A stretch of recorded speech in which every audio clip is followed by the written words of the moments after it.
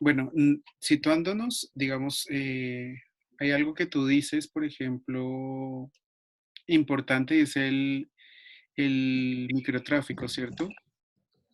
Sí, el O narcotráfico. el narcotráfico que se llama. Entonces, ¿por qué creen, o el curso que digamos, cómo podemos construir este problema social de microtráfico versus narcotráfico? ¿Por qué lo vamos a llamar, por ejemplo, en este caso, un problema social? Primero, los problemas sociales, para que sean problemas sociales o se denominen problemas sociales, tienen que estar en la agenda pública. ¿Sí? O sea, tienen que afectar a gran parte de la población o comenzar una afectación invasiva e importante y comenzar a ser parte de la política pública. La pregunta aquí sería, por ejemplo, dentro de nuestra política pública chilena, cualquiera que sea, ¿será que el problema del narcotráfico y el microtráfico afecta a gran parte de la población? ¿Está considerado entre la agenda pública? ¿Comienza a ser un tema que preocupa la agenda social, la agenda política, pública, económica? Creo que el último tiempo sí. Entonces, ahí automáticamente nosotros podemos inclusive documentar dentro de nuestras búsquedas, porque así es que se construye un problema social, preguntándonos si dentro de la esfera pública, política y social realmente está considerado o es un problema social. Entonces, en este caso nos hemos dado cuenta que si nosotros buscamos, hacemos el rastreo primero, por ejemplo, de noticias en los periódicos o en la prensa o en los noticieros, en los matinales inclusive, comenzamos a darnos cuenta que el incremento y la preocupación de mucha de la población, de sectores e instituciones, digamos, volcados hacia al narcotráfico y al microtráfico. ¿De dónde viene ese narcotráfico y cómo llega a influir el microtráfico en nuestras sociedades? Para que hagamos un análisis del problema de la droga. A partir de entonces, digamos, viene narcotráfico, microtráfico, droga, consumo, problemas de consumo, y entonces ahí ya se nos suman diferentes esferas. A nivel macrosocial, el problema del narcotráfico es que el narcotráfico tiene como un sistema bastante, digamos, organizativo, de crimen organizativo. Entonces, por lo tanto, ahí hay involucramiento tanto de instituciones públicas, de instituciones privadas, pero inclusive también de grandes cantidades de dinero. Sí, porque obviamente para que la droga llegue a Chile, cualquier tipo de droga, y venga desde donde venga, puede provenir de Perú, de Colombia, de otras latitudes, va a tener que pasar por un sistema también de control y vigilancia que se puede o no se puede hacer. Entonces ahí prácticamente ya encontramos inclusive bandas de narcotraficantes que expenden esa droga y la reparten, por ejemplo, hasta llegar al caso de la población que tú nos contabas. En este caso, eso es ya un microtráfico. Pero entre las implicaciones de ese problema, que es el consumo de drogas o el microtráfico, trae otras implicaciones. ¿Qué pasa cuando, digamos, el microtráfico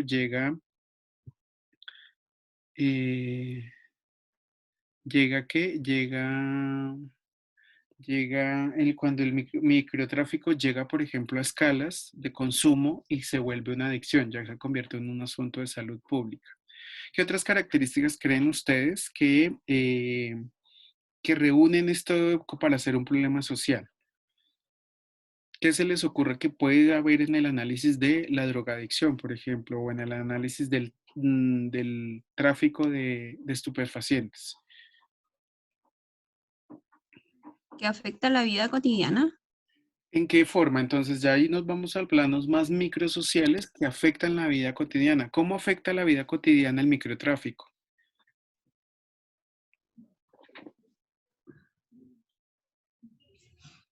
Mm. Podría ser, por ejemplo, una persona puede comenzar a recaer en la adicción, ¿sí? No solamente, digamos, del consumo de marihuana, sino quizás de pasta base o quizás de drogas un poco más duras o inclusive drogas, claro, dependencia al consumo. Entonces, ahí ya encontramos algo. ¿Qué pasa al interior de los barrios con la gente que maneja el microtráfico o que maneja este tráfico a escala más pequeña?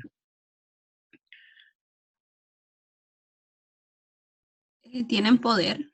ante las otras personas o no. Exactamente, entonces ya no es solamente el expendio de drogas y de manera implícita, ya no es solamente el consumo, eh, sino implica también un ejercicio de poder y control sobre los territorios. Inclusive comienzan a crearse ciertas bandas, comienzan a crearse ciertos líderes que comienzan a generar este tipo de cosas. Muy seguramente ustedes quizás no lo van a ver en sus barrios o en sus poblaciones, o inclusive sí, que existen inclusive guetos, familias o inclusive bandas que comienzan a ejercer un poder y un control territorial. ¿Sí? Yo no sé si ustedes lo han visto. Entonces, aquí automáticamente encontramos que lo que nos relata la compañera sí se convierte en un asunto de un problema social. Entonces, es un problema social que escala desde lo macro a lo microsocial. Por ejemplo, ¿qué otro, o bueno, qué otro problema fue el que tú dijiste que tenías? No, es que el otro problema no creo que sea como un problema social porque lo veía entre el tema del trabajo y la conectividad de las comunas, en Santiago principalmente, y como la relación que se establece en las familias, como que no hay vida familiar, pero no llega a la agenda pública. Pero la pregunta es, ¿será que este tipo, o sea, y yo les digo, a veces uno cree que no son y son, o los que son y no, y resultan siendo.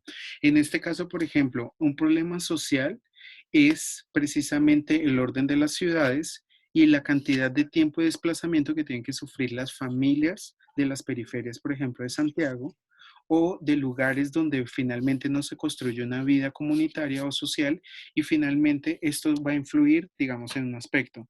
No sé si el aspecto, digamos, como tú lo planteas, no está, quizás no pueda ser un problema macrosocial, pero sí es un problema social en la medida que las personas gastan mucho tiempo en desplazamiento y dentro de la agenda social, digamos en este caso de Santiago, dentro de la agenda pública, está el fomentar, digamos, la conectividad y la movilización de las ciudades.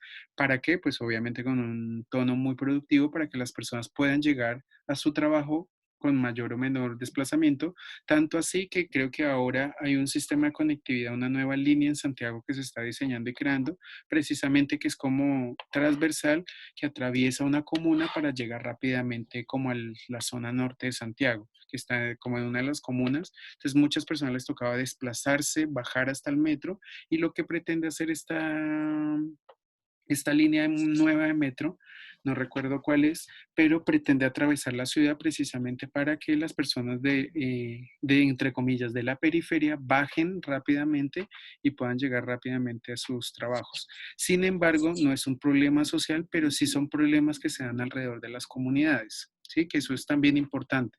Por ejemplo, lo que tú relatas de que una persona no tenga acceso rápidamente o que gaste mucho tiempo en los desplazamientos, implica que no solamente este barrio está o esta población está ubicada en la periferia, sino implica también el acceso a otros recursos, ¿sí? A recursos económicos, a recursos culturales, muy De, seguramente. sal- de salud incluso. Exactamente. Entonces, por ejemplo, digamos, en las poblaciones que tienen dificultades de acceso, no hay postas rurales o no hay postas, no hay centros comunitarios, no hay centros de atención en salud. Muy seguramente el número de colegios o de planteles educativos que hay es muy reducido. Entonces, para esa población sí se convierte también en un problema social, porque finalmente afecta gran parte de la población, ¿sí? O sea, hay algunos que pueden entrar dentro de la agenda pública, pero otros no. Y si se dan cuenta, digamos, en poblaciones que no tienen el acceso, eso está dentro de la agenda pública, que obviamente quizás no lo dicen, porque obviamente no les conviene, pero hace parte de la agenda pública. ¿Qué otros problemas ustedes creen? Gracias, se me olvidó quién era, perdón. Yo, profe, Romina. Romina, gracias, Romina. Gracias, Romina, por tus ejemplos. ¿Y quién más?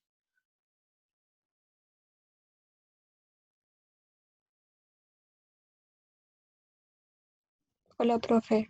Hola, Macarena. Yo pensé el de las faltas como, o sea, el de la lista de espera en salud. Claro, eso también se convierte en un problema social. Y obviamente, digamos, aquí cuando ustedes comienzan a hacer este tipo de análisis, tenemos que comenzar a ver eso finalmente, cuál es la repercusión en lo que a nosotros nos compete, que es la vida cotidiana de las personas. Entonces, si nosotros habláramos de una lista de espera, ¿cómo afecta una lista de espera a una familia, a una comunidad? ¿Cómo afecta principalmente, digamos, el sustento de las familias? Digamos, de las personas que están en esa lista de espera. Yo pensaba, por ejemplo, que una persona que necesita una operación, generalmente es que, por ejemplo, me pasa como en mi familia, con una persona que puede estar esperando, o sea, ya lleva como un año esperando una hora médica y claro, con el tema de la pandemia, que los recursos económicos como destinados a la salud tampoco son tan altos, la deuda hospitalaria y todo eso, al final como que la persona igual, su bienestar se limita demasiado porque psicológicamente pueden estar pensando todo el tiempo como en que me va a llegar la hora, me va a llegar la hora, me tienen que llamar. Y físicamente igual porque tienen que tener mucho cuidado como con su salud, ocupacionalmente ya no es lo mismo, tienen que limitarse como en muchos aspectos. Claro, entonces aquí encontramos algo súper básico, bueno, no básico, sino en el análisis de esto que tú dices, digamos, de manera ocupacional o de manera cotidiana. Vemos que inclusive esta persona que está demorándose tiene unas alteraciones a nivel de salud.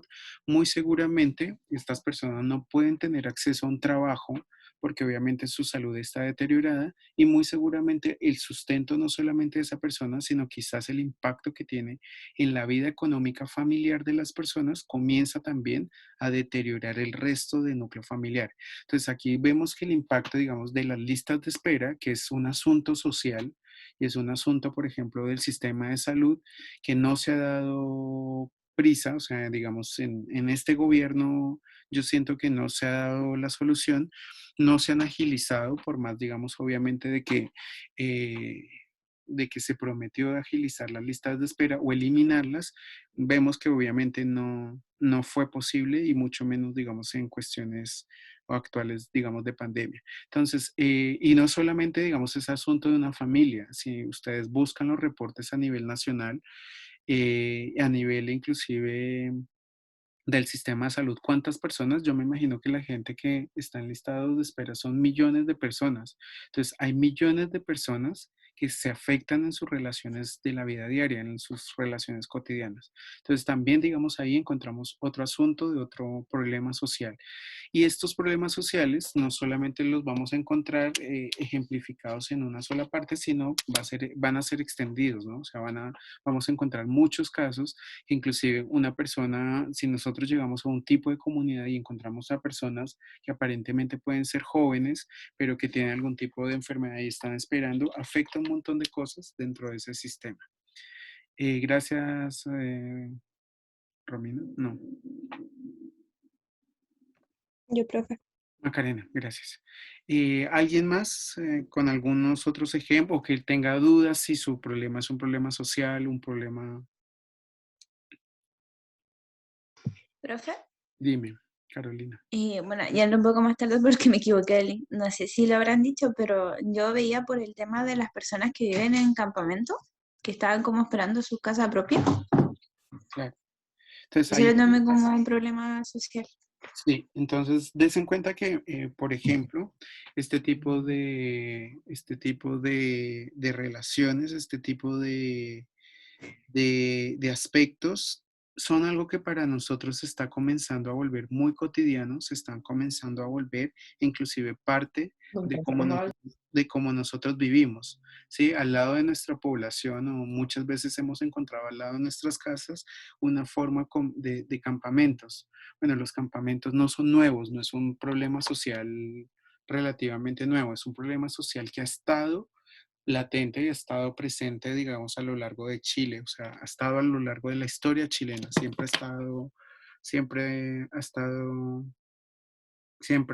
estado ahí. Entonces es importante, eh, siempre ha sido importante para, digamos, dentro de esos aspectos, los temas de vivienda. Sin embargo, Yo siento que los asuntos de vivienda resultan siendo como el cacho para los gobiernos y nunca ponen un alto en ese tipo de cosas. Obviamente, todas las afectaciones o todo lo que trae un campamento de fondo, todo lo que trae, digamos, y lo mejor del caso es que yo he ido analizando, los campamentos dan paso con los años, dan paso a través de la historia, dan paso a nuevas poblaciones y esas poblaciones hasta que se vuelvan válidas, ¿sí? En unas condiciones también bastante precarias, pero se convierten prácticamente en el surgimiento de las nuevas formas de población. También se convierte eso en un problema social. ¿Alguien más?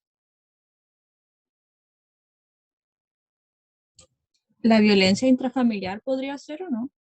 También se convierte en un problema social. ¿Por qué creen que se convierte en un problema social la violencia intrafamiliar?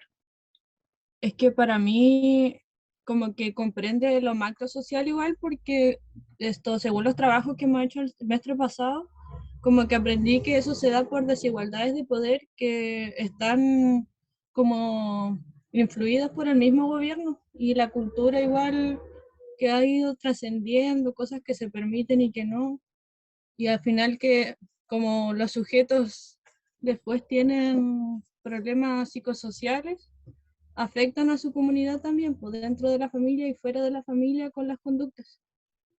Claro, y ahí uno podría decir que eso se da un poco más a nivel educativo, ¿cierto? Eso es una cosa que uno podría perfectamente ver a nivel, digamos, social de cómo se configuran las sociedades, pero inclusive, ¿a qué se le llama actualmente violencia intrafamiliar, por ejemplo? Como todo daño o abuso que como que haga que la persona se sienta como pasada a llevar o como que transgreda sus, o sea, psicológica y físicamente, pues, no sé.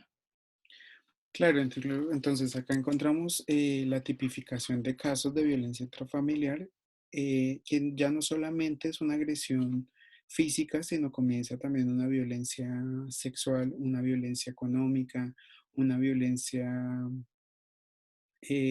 digamos, especialmente dirigida hacia las mujeres y especialmente hacia los niños, ¿no? O sea, inclusive encontramos este tipo de formas también, pero ya no solamente hablamos de una violencia hombre-mujer, sino inclusive madres a hijos, encontramos también de un tipo de relación de violencia intrafamiliar por la falta de alimentación, por la falta de, digamos, de recursos básicos, también es una forma de violencia.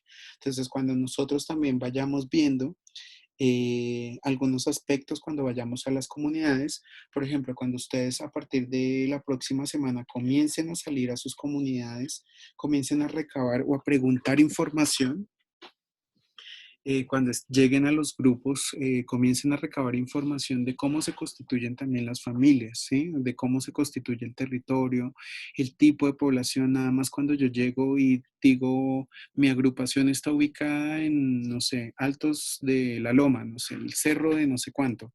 Ahí automáticamente yo voy tejiendo una mirada muy desde lo social, voy mirando en esa configuración del territorio cómo está prácticamente esa agrupación, cómo está precisamente ese territorio que me invita o no me invita a hacer algunos análisis, entre esos inclusive la conformación de las familias, ¿sí? De quiénes son las personas, quiénes están en sus agrupaciones, si la mayoría son mujeres, qué tipo de mujeres son, qué tipo de niveles educativos, porque de eso también inclusive se desprenden muchas de las problemáticas microsociales que encontramos, digamos, a diario. Entre esas también, por ejemplo, la violencia intrafamiliar está dentro de la agenda pública, está dentro de las preocupaciones de algunos de los ministerios o está dentro de los índices, está dentro de como la estadística y la casuística que se tiene acerca de la violencia intrafamiliar.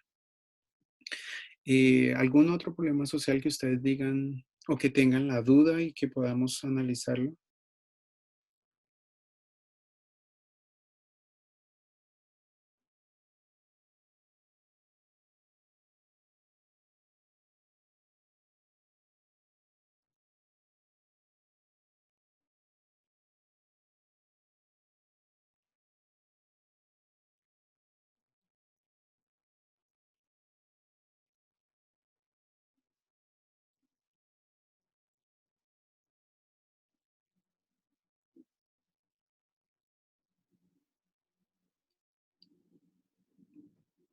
No.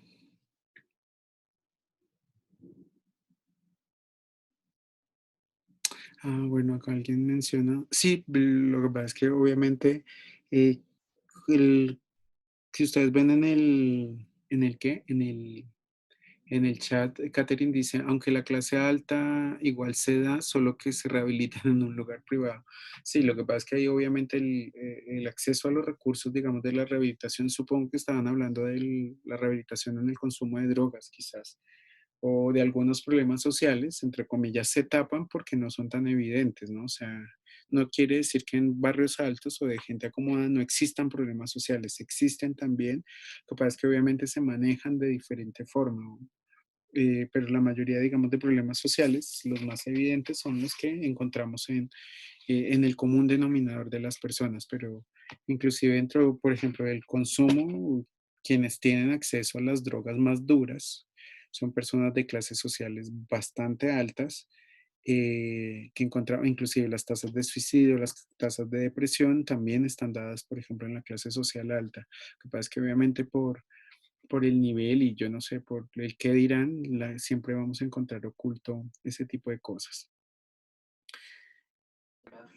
Dime. Yo tengo una duda, es que estaba pensando, porque cambié mi problema social, puede ser, por ejemplo, el sueldo mínimo, porque es un problema que se viene desde lo macro social y que impacta directamente en lo micro social. Por ejemplo, afecta en las ocupaciones que elige la persona, en el ocio y tiempo libre, afecta en todo ámbito de vida de las personas. Y de hecho hay como una relación que se da mucho en qué calidad del trabajo es la que la persona lleva. Porque, por ejemplo, no sé, Piñera siempre te dice, no, es que creamos no sé cuántos empleos y la cuestión, pero ¿en qué condiciones están los empleos? Eso también igual afecta. Sí, es precisamente el análisis que tú acabas de hacer es el análisis con respecto a un problema social. Pilas con la forma en que escribimos las cosas. Me refiero, por ejemplo, Romina dice, la salud mental podría ser un problema social. Quizás la salud mental como dispositivo de concepto aquí no es el problema social, ¿sí? La salud mental. Hay otras cosas que afectan la salud mental, entonces la salud mental por sí sola no es el problema social. Habría que preguntarse en este caso, digamos, qué es lo que nos está afectando la salud mental que se convierte en un problema social. La falta de empleo, la falta de educación, la falta, como decía, quizás un sueldo mínimo, una persona con sueldo mínimo, eso es un problema social en la medida que la falta de recursos para una casa puede enfermar a una persona porque se endeuda, tiene que pedir prestado, tiene que tarjetearse todo mes a mes, entonces ya tiene un volumen alto, en su familia sus hijos están pasando hambre, están pasando necesidades y se convierte eso ahí sí en un problema social, ¿sí? Michelle dice, yo noté de que en el sistema de salud aún sigue instaurado el modelo biomédico, lo que afecta a las personas en varios ámbitos de la salud. Creer que en esto y esto es lo que transmiten las personas. Entonces, digamos aquí, el problema, ¿cuál sería, Michelle, en este caso? El problema social es el sistema de salud. El problema social sería el modelo. Siguen enseñando lo mismo, a pesar de que se supone que están cambiando a un modelo más humanista, pero en realidad no sé si eso contará como problema social. Hay que volverlo, o sea, yo lo que les digo es que hay que mirar cómo se plantea el problema social. El problema social, digamos acá, claro, el sistema de salud es el problema social. Habría que escudriñar muy detenidamente cuál es el problema social dentro del sistema. Tú dices instaurar el modelo biomecánico, biomédico. Pero entonces ahí, ¿cuál sería el problema social? ¿Cómo lo podemos catalogar? El reduccionismo del sistema, ahí habría que ver cuáles son de esas cosas de que realmente se convierten en un problema social. El sistema de salud por sí solo no es el problema social. Ahí debe haber, no sé, o la gerencia o la falta de recursos o que se roben, por ejemplo, los recursos de las personas o que no haya inyección de parte del gobierno, del Estado para una buena salud o qué pasa ahí, por ejemplo. Digamos, como hay que verlo como, como un problema social. Y precisamente, digamos, dentro del sistema de salud deben haber múltiples problemas sociales. La falta de cobertura, eso sí es un problema social. La falta, por ejemplo, de profesionales, quizás la falta de profesionales que se formen, pero digamos más que un problema social, es un problema al interior del modelo, ¿sí? Entonces, que no cataloga siempre como un problema social. O sea, habría que ver, digamos, ahí cómo se replantea esa mejor forma de decir que es un problema social. Entonces, lo que yo les digo, digamos, cuando nosotros hablamos, por ejemplo, de manera genérica, salud mental, pues la salud mental tiene múltiples afectaciones y habría que ver cuál es el problema social dentro de la salud mental. Lo mismo cuando tú planteas el sistema de salud, dice que sigue instaurado el modelo biomecánico, ¿cuál sería entonces el problema social? ¿Sí? Que nosotros podamos decir realmente el problema social del sistema de salud es el modelo. Entonces quizás el modelo biomédico sea el problema social, ¿sí? Como más específico dice Romina. Sí, es un poco más detallado. eh, pero que obviamente lo que les digo, que esté en la agenda pública, que afecte la mayoría de la población, que afecte la vida cotidiana, que tenga discusión tanto en lo macro social como en lo micro social. Sí, eso es súper importante cada vez que nosotros planteemos el tema de un problema social, siempre tiene que estar ahí. Puede ser, digamos, parte de la agenda pública, independientemente de los niveles que esté en la agenda pública. Sí, hay algunos que tienen más atención, menos atención. Digamos, la salud mental en la agenda pública no está como salud mental. Hay otros problemas asociados que están afectando a la salud mental que pueden estar inclusive dentro de la agenda pública. El modelo de salud, digamos, actualmente nosotros en la agenda pública de salud encontramos más temas relacionados actualmente con el COVID. ¿Sí? De cómo hacemos para el COVID, la trazabilidad, bueno, que eso ya está pasando a un segundo plano. Hay que ver, por ejemplo, en términos de salud y del sistema, qué es lo que está realmente afectando en este momento que se convierte en un problema social. ¿Sí? Yo les voy a dejar una lectura, es que no sé si está dentro del, no recuerdo, pero hay una lectura muy específica, no la tengo a la mano ahora, pero se las voy a facilitar porque Carballeda cuando nos habla de la construcción de los problemas sociales es súper específico con algunas de las características o cómo realmente llegamos a dilucidar un problema social o porque pues básicamente todo lo que nos rodea a nosotros en la vida actualmente es un problema social, pero pues claro, deben tener algunas características y esas características son las que nosotros obviamente tenemos que ver, digamos, cuando vayamos construyendo problemas sociales en nuestra población. Recuerden que también parte de las características de cómo se construye un problema social es las fuentes de documentación. Cuando, por ejemplo, nosotros hablamos de tráfico de estupefacientes o narcotráfico, microtráfico, encontramos literatura, encontramos que este problema social se convierte parte, digamos, de la investigación o que está también la investigación, está la documentación, y no solamente científica, sino también pública.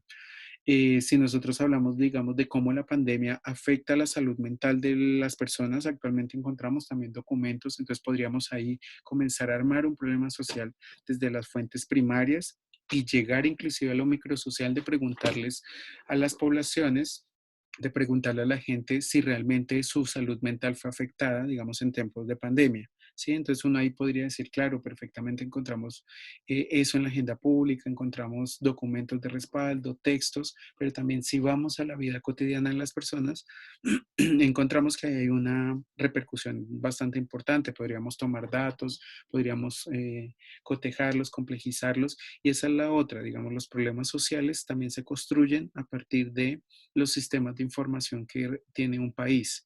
A esto me refiero, por ejemplo, la CACEN, los índices de pobreza, eh, las encuestas sí, que se hacen a nivel nacional, los censos poblacionales y algunas cosas que tienden, digamos, en el orden económico mundial y social que también tienen tendencia. actualmente, vuelvo y les coloco el ejemplo del COVID, es algo que es una tendencia mundial. Y no solamente hay un estudio particular sobre la población, por ejemplo, de la afectación de la economía o la afectación de la salud o la afectación de la vida cotidiana de las personas en tiempos de COVID, sino a nivel local, sino también a nivel nacional. Entonces, también eso también nos permite saber si lo que yo estoy pensando como problema social es realmente un problema social.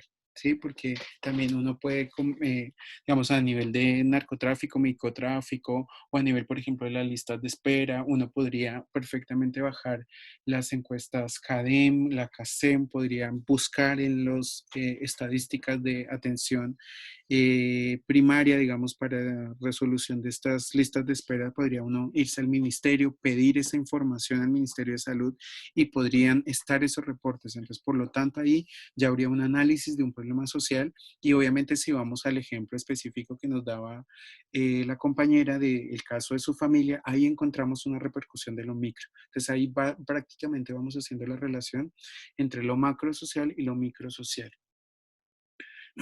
¿Alguien hasta aquí tiene alguna duda?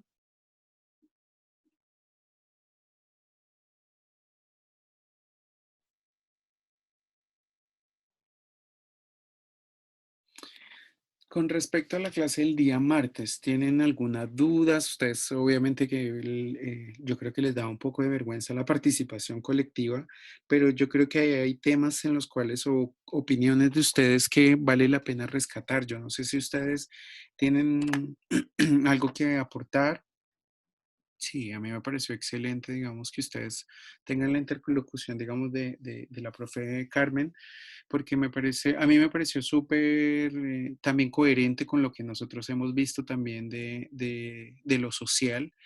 Y bueno, ella ahí generaba algo sobre los dispositivos de intervención social, que es algo que nosotros tenemos ahí pendientes en un tema de discutir sobre los métodos o sobre intervención social, cómo se proyecta la intervención social también, digamos, a partir de la terapia ocupacional, que es bastante clave.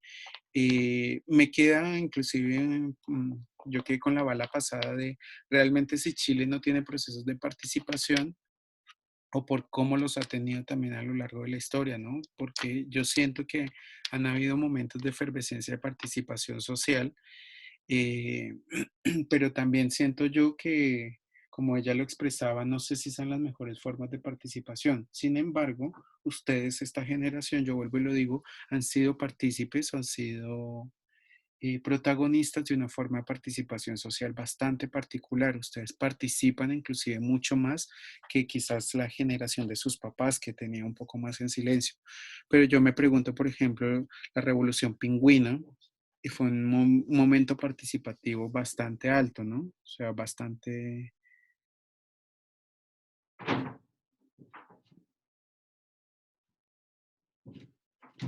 Sí, es algo por eso yo digo, a mí me quedó la bala pasada un poco yo no sé si tengamos ejemplos de participación, o sea, que podamos decir hay un país que participa todo el tiempo, porque nada más el mismo hecho de las elecciones, si ustedes se recuerdan, la participación más básica que es el del voto, las elecciones presidenciales de los últimos años se han ganado con muy poca participación en la votación. O sea, Piñera no es que haya ganado por el 90% de todo el escrutinio del país, o sea, por la participación de Chile entero, por una minoría y como no todo el mundo participa, pero digamos a nivel de movimientos sociales me cuestiona mucho eso porque hay muchos movimientos que han dado que han dado respuesta. Vuelvo, yo le digo, el insignia de los últimos 20 años ha sido el movimiento estudiantil, que siempre son los que llevan como la delantera, un movimiento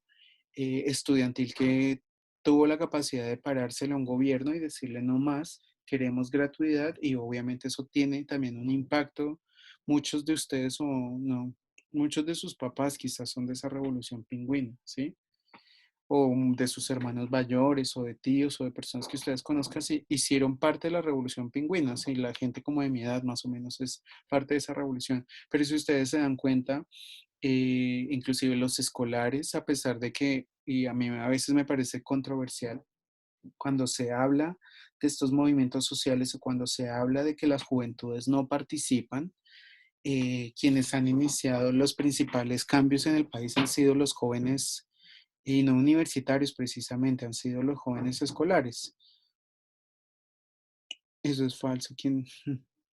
Solo que los invisibilizan, claro, por eso digo que es como contraproducente ese tipo de cosas, porque si ustedes se dan cuenta, los primeros que saltaron los torniquetes y que en una estación de metro dijeron no más, no son 30 pesos, son 30 años, eh, obviamente hace parte de esto, ¿no? O sea, digamos, yo admiro mucho las veces que las personas, digamos, especialmente de los movimientos estudiantiles se han parado y hace un buen tiempo alguna estudiante le tiró un vaso de agua a una ministra de Educación, que me parecía eso ni siquiera grosero, me parecía un acto bastante heroico y así han sido bastante hechos históricos que los escolares, me refiero a los estudiantes de colegios, han hecho, ¿no? O sea, nosotros somos, el estallido del 2019 se inició por un torniquete, por un profesor, por un grupo de estudiantes que se saltó, ¿cierto? Evadir, no me acuerdo cómo era que decía la arenga que ellos decían, pero me parecía súper importante. Entonces, yo digo, yo no sé evadir, no pagar. Gracias, Romina. Romina está, pero otra forma de luchar. Claro, inclusive eso inclusive comienza a construir las realidades de los movimientos. Entonces, yo decía precisamente, bueno, Carmen ahí también lo daba como una crítica, que ella decía que Chile no participaba, y justo en todo esto, porque yo siento que el movimiento AFP, los movimientos feministas, las marchas LGBTI son una forma también de reivindicación, y no de reivindicación solamente de los adultos, es una reivindicación que sale. Yo creo que, digamos, la rebeldía de lo que se llama vulgarmente rebeldía de las juventudes, hace parte de las formas de lucha. Entonces, ahí a mí me cuestiona un poco de cuando hablaban de que había poca o nula participación.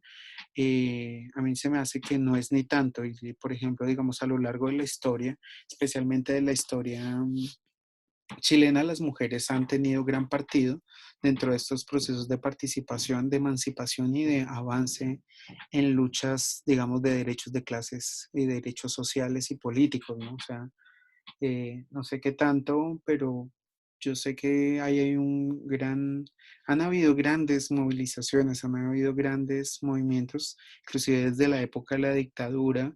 eh, pues no en vano tenemos una cantidad de detenidos desaparecidos que precisamente luchaban por ese protagonismo social, o sea, hasta llegar al plebiscito.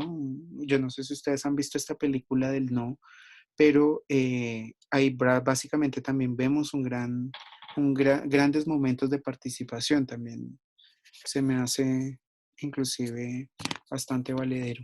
No sé, vuelvo y lo digo, ustedes si tienen alguna opinión, alguna otra cosa que quieran abonar de, de la clase del pasado martes, comentarios, algo que no les haya quedado claro, que podamos también discutirlo en este espacio. Profe, yo quería decir algo. Era respecto a que yo, por ejemplo, igual cuando la profesora dijo así como que Chile se mantenía en una participación como pasiva, igual como que recordé todo lo que usted decía, pero lo que rescato de la profe y como que fue lo que más me cuestioné fue respecto cuando hizo referencia a la salud, porque a pesar de que igual las funcionarios de salud de varios hospitales se movilizaban, no duraban mucho sus movilizaciones, como que no eran tan drásticas, quizás como las de los estudiantes o no sé, el movimiento pingüino, la toma feminista y todo eso. Entonces creo que ahí como sociedad tenemos como una gran falencia de que los paros de los funcionarios de la salud no son tan relevantes y la gente, por ejemplo, los cuestiona bastante. Ayer hubo un paro a nivel nacional de las funcionarios de la salud y de los hospitales públicos y la gente en sí, la sociedad se enoja mucho cuando los funcionarios se van a paro. Y si uno comienza a leer sus peticiones, son cosas dignas, pero la sociedad los critica. Entonces, como que, ¿qué sucede? No sé, como que me queda dando vuelta eso.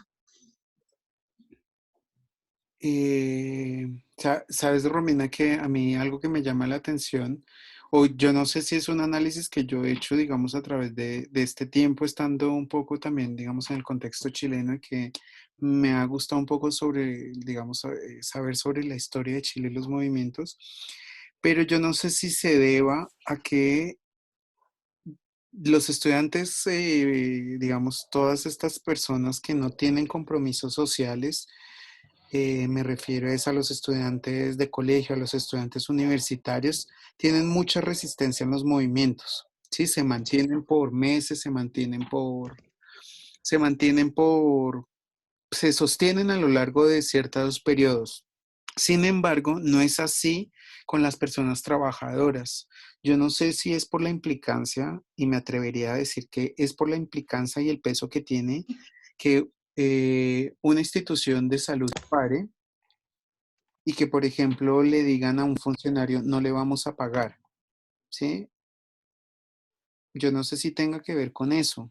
Yo no sé si tenga que ver porque finalmente uno va entrando en el sistema, uno va entrando dentro de la lógica del sistema, se va endeudando, va raspando sus tarjetas de crédito, eh, va adquiriendo mayores compromisos con la vida económica, que inclusive ya el parar no se convierte en una necesidad, ¿sí? Y la gente va perdiendo como el sentido y el criterio político, ¿sí? Porque vuelvo y lo digo, yo me pregunto, ¿dónde están los profesionales de la Revolución Pingüina? ¿Sí? El, Que son ahora profesionales, que son como colegas de nosotros, que son colegas de 30, 35 años, 40, están metidos en el sistema o dándose una buena vida o endeudándose en la vida o simplemente comenzaron con la indiferencia. Y eso también pasa y lo vemos precisamente, como tú lo decías, en personas del sector salud, ¿sí? pero, profe, o sea, yo quiero decir algo respecto a lo que usted hacía referencia y también a modo de una experiencia personal y lamento, mis compañeros me han escuchado hablar mucho sobre esto, pero yo cuando estaba en mi colegio, en la media, mi colegio se movilizaba mucho y la frase siempre típica que era, nosotros no tenemos nada que perder. Y era por eso yo creo que es que los estudiantes de colegios se movilizan mucho, porque al final, por ejemplo, nosotros pasábamos 2, 3, hasta 4 meses en toma pidiendo con un, ay, se me olvidó, pero teníamos nuestras peticiones, las lográbamos, hicimos muchos cambios a nivel de mi colegio y después teníamos que, por ejemplo, estar hasta enero en clases. Yo desde que tengo memoria siempre he estado hasta enero en clase, a excepción de cuando ya entré a la universidad. Y cuando yo entré a la universidad me pasó que el primer año hubo, bueno, fue el estallido social y ahí como que caí en la de, lamentablemente en el conformismo de decir, pucha, estoy pagando, necesito estudiar porque si no se me está yendo la plata y no estoy accediendo a lo que necesito y necesito salir en mis 5 años. No me puedo seguir atrasando. Mientras que antes me daba lo mismo si me echaba un año o no. Claro, inclusive eso hace parte de por qué tenemos, alguien estaba levantando la mano. Sí, profe, yo, Dale. es que por ejemplo, lo que dice la Romy me hace mucho sentido porque cuando uno llega a la universidad y se dan estos procesos cuando uno se va a paro, etcétera, etcétera, el paro dura, entre comillas, bien un mes y después ya de 2 meses o 3 meses comienzan como las fuerzas como institucionales o externas a, oye, es que si no volvemos a clase vamos a perder las becas, oye, es que tenemos que volver a clase porque vamos a salir en enero, oye, tenemos que volver a clases porque nos vamos a atrasar. Entonces, ya comienza como, es como una escalera. Los secundarios, por ejemplo, dicen, ellos no pierden nada, y es verdad, pero después vas llegando a la universidad y te vas encontrando con factores externos en donde sí hay cosas que van influyendo.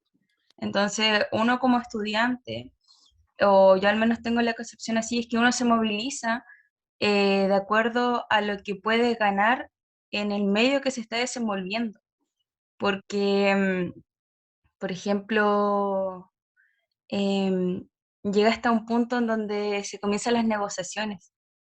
Y ahí es, por ejemplo, donde se me fue la idea, profe, pero lo que quería decir es que más que nada uno como estudiante universitario, de repente esas cosas igual afectan, porque por ejemplo los que estudiamos con beca, igual a uno le alarma, por ejemplo, el hecho de perder tu beca por temas de movilización, sabiendo que la movilización es súper buena y que son objetivos o planteamientos que tú quieres lograr, pero también está tu beca.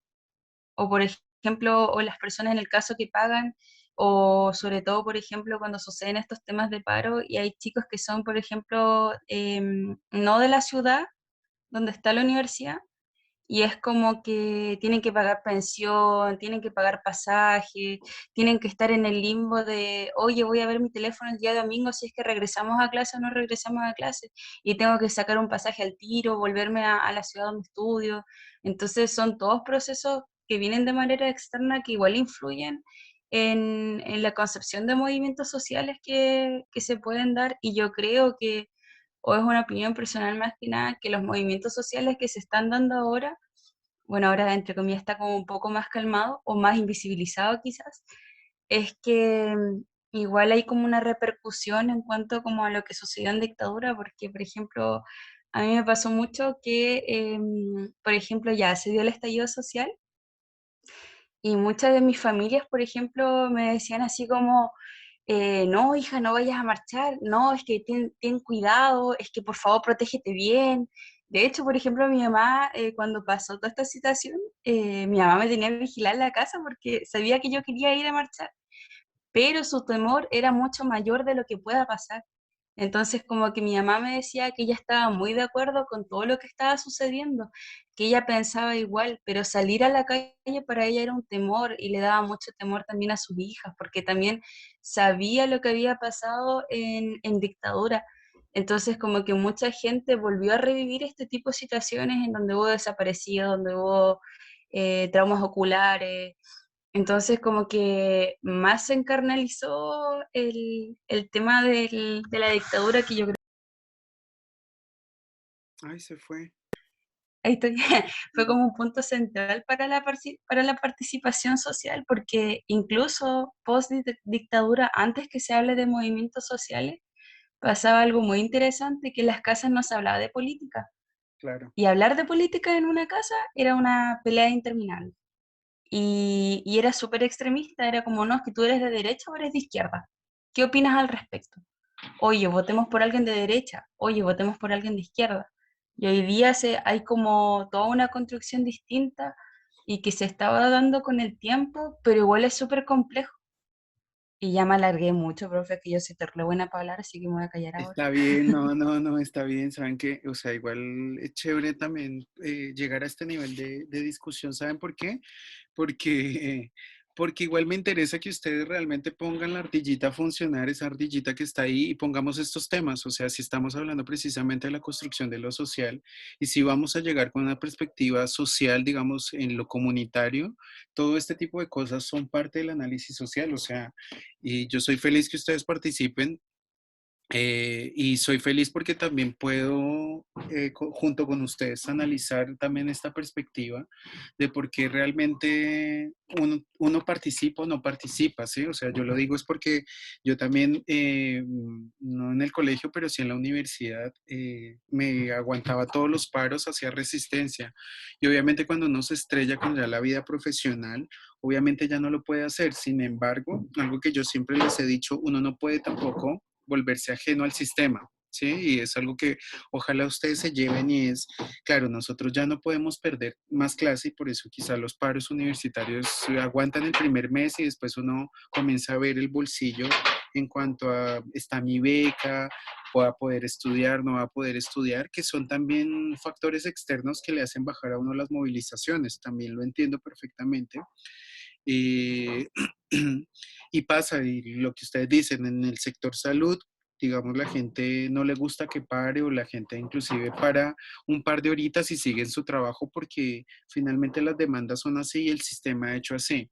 Lo importante cuando nosotros lleguemos y también, digamos, de manera personal, se los digo, es cuando uno llega a su vida profesional, tiene que saber cuándo también decir basta con ciertas cosas, o sea, que mi privilegio no nuble mi privilegio de tener un título profesional, mi privilegio digamos en este caso, de ser profesor universitario, no le nuble a uno la, la sensibilidad por el otro, ¿no? O sea, hoy por mí, mañana por ti. O sea, yo si veo movimientos sociales, ojalá que uno no diga por otras circunstancias, mejor no, que eso ya le toca a otros, ¿sí? A eso voy de que uno por más, yo soy feliz saliendo a marchar, saliendo a movilizarme, porque pienso no solamente en mi futuro, que ya no es ni tan futuro, pero sí pienso, por ejemplo, en lo que le corresponde a mis sobrinos, el que le corresponde a otros profesionales, en que el sistema finalmente algún día ojalá se colapse y tenga que cambiar, ¿sí? Entonces yo creo que eso también debe ser para nosotros un desafío de que el día que nosotros gocemos de ciertos privilegios, privilegios como estar en la universidad, tener un título universitario, quizás adquirir una casa, un carro, eso no nuble las posibilidades de lucha cuando tenga las oportunidades. Y precisamente no caer en lo que nos contaba Romina, creo que fue, o Francisca, que criticaban a los profesionales de la salud, sino el día que alguien pare. No sé, a mí me ha pasado este año en Colombia que han habido muchos paros que se han parado, y la gente que me dice, ay, pero es que esa gente para y que no sé qué, y mire, y me toca caminar, y yo le decía, bueno, uno finalmente, ellos se están exponiendo, o sea, la gente que para o que daña las estaciones en este caso, digamos acá de Transmilenio, yo muchas veces llego a la reflexión con la gente de decir, bueno, o sea, si la gente para es porque usted no tiene la capacidad de parar, ni yo tampoco, porque estamos dentro de un sistema. El que puede parar, que pare. Y yo defiendo mucho siempre las primeras líneas, defiendo mucho a la gente que para, que tiene la capacidad de enfrentarse contra el escuadrón antimotines, contra el SMAT, y mucha gente dice, ay, pero dañan todo, no sé qué, y la vez pasada una señora me decía, es que esos fascinerosos, esa gente que daña todo, yo le decía, pero prefiero que dañen una estación, porque yo sé que mis recursos van a volverse a invertir y no que se los sigan robando gente de cuello blanco. Sí, o sea, o decirle finalmente a esas personas que paran y hacen toda esta revuelta, tienen la capacidad, porque yo ya no tengo la capacidad, porque tengo que estar dictando clases, tengo que preparar, tengo que hacer un montón de cosas que quizás ya no tenga la capacidad. Entonces yo creo que, y las veces que uno tenga la oportunidad de apoyar ese tipo de cosas, si uno ve un profesional de la salud, o inclusive cuando ustedes trabajen en el sistema de la salud y llegan a convocarse a alguna movilización, háganlo. O sea, sí, o sea, no pierdan ese espíritu de lucha, porque finalmente pasa lo que pasa actualmente, se caen los movimientos, y quizás ahí vuelvo a retomar lo que decía la profe el martes, y es quizás sean participaciones latentes, muy pasivas, muy que no tienen fuerza, pero nos hemos dado cuenta que inclusive cuando hay un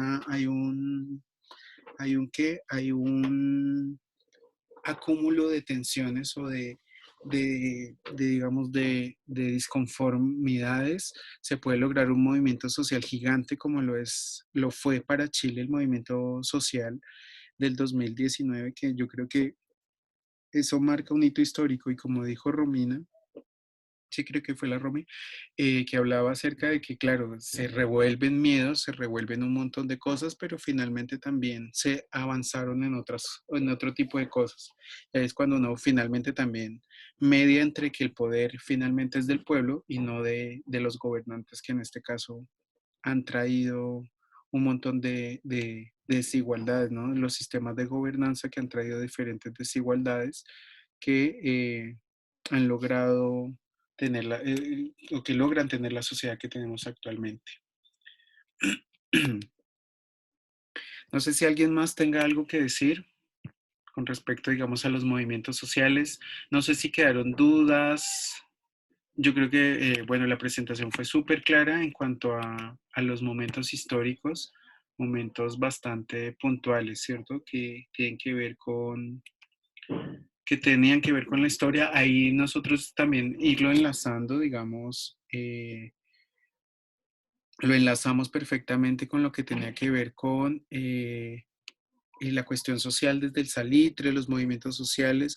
Ojalá pudiéramos ver muchos movimientos sociales que a mí me parecen importantes. Yo les voy a dejar después un video para que vean una película que se llama Hoy y no mañana. Es un movimiento social feminista, está en Onda Media, pueden verla.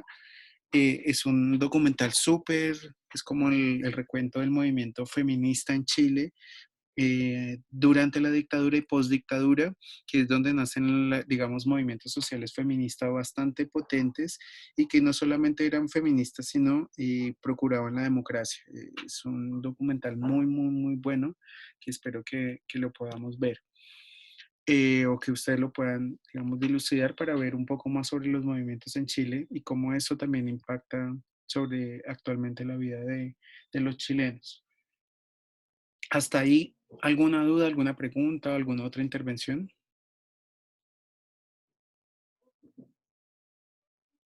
¿Les parece si tomamos un descansito de unos 10 minutos? Son las 10:11, nos encontramos 11:15.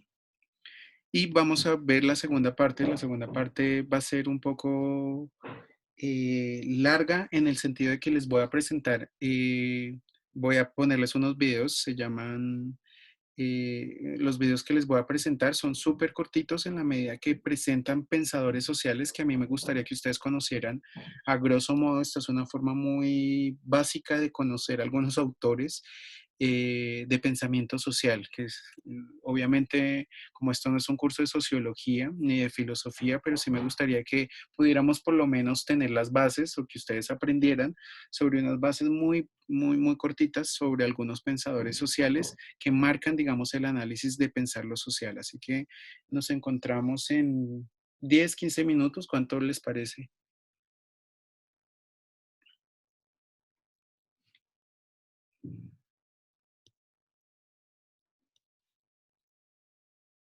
Ustedes dirán cuánto.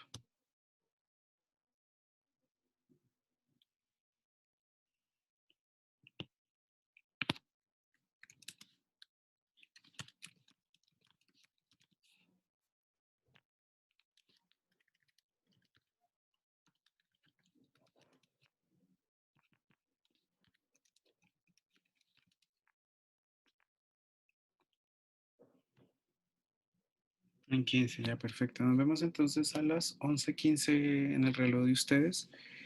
Y sí, son las 10, así que nos vemos ahí en 15 minutos. Igual prepárense un cafecito y nos vemos ahí.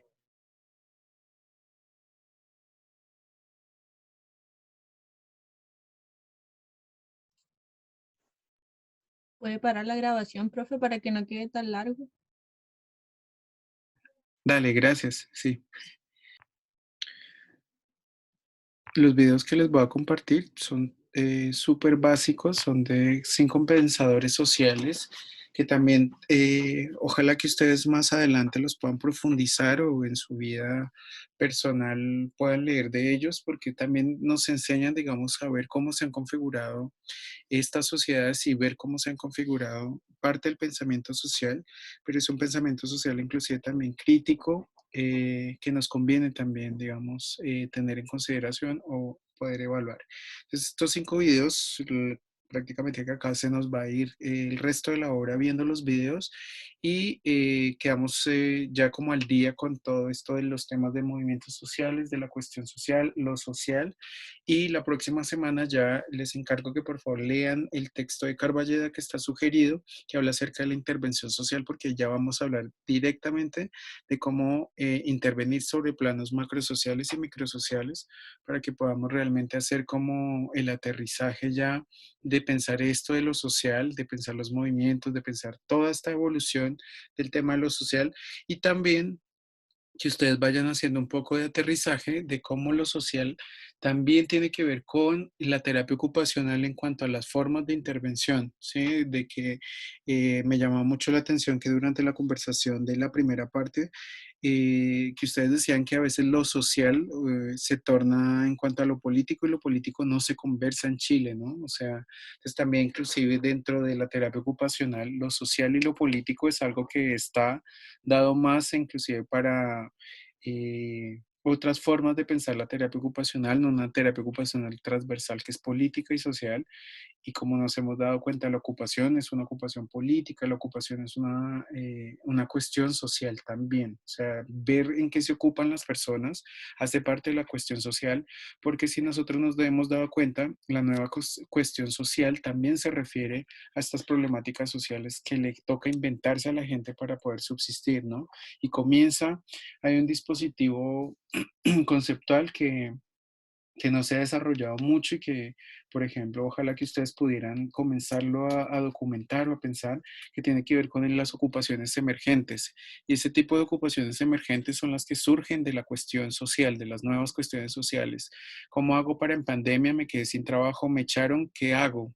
Me invento un Rappi, me inscribo a una página, hago domicilios, monto mi propia empresa, me toca salir ya como arquitecto, no consigo trabajo, entonces me toca buscar otra forma de hacerlo, perdí mi casa, perdí un montón de cosas, caí en la drogadicción, caí en otras circunstancias. Entonces también surgen estas nuevas formas de pensar la ocupación en nuevos términos, digamos, de la cuestión social, de que cómo hace la gente actualmente para sobrevivir. Hace 30, 40 años atrás la gente tenía sus empleos, trabajaba en una empresa, lograban construir su casa, tenían sus hijos, una familia.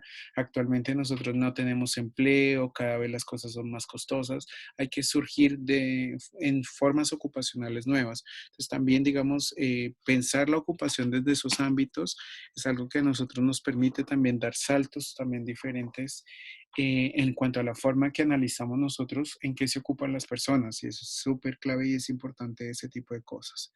Entonces también para que nosotros vayamos viendo que lo social no es algo ni de guerrillas, no es algo ni de izquierda, sino simplemente es una forma también de articular esta terapia ocupacional clásica con las nuevas formas de pensamiento que nos corresponden también a profesionales como terapeutas ocupacionales. Los voy a dejar con el primer pensador es Hegel. Hegel tiene una manera muy particular de pensar la sociedad y bueno, aquí vamos después a ir viendo datos curiosos sobre la sociedad puesta desde las primeras formas. Vamos a ir progresivamente hasta pensadores un poco más contemporáneos que nos enseñan a mirar cómo se teje también o cómo se han configurado las sociedades alrededor de este pensamiento social. Inglaterra, finales del siglo XVII. Con la caída de la monarquía absolutista ganó fuerza una nueva corriente de pensamiento. El iluminismo impuso a la razón y a la ciencia como la nueva manera de mirar el mundo. La filosofía se propuso descubrir las respuestas adecuadas a todos los problemas de la humanidad. En ese contexto, y guiado por el pensamiento de sus brillantes antecesores, surge Georg Wilhelm Friedrich Hegel, considerado el más grande pensador alemán y también el más difícil de comprender. Hegel es un filósofo muy oscuro, pero también muy original. Su pensamiento trasciende la historia de la filosofía y renace con cada nueva generación.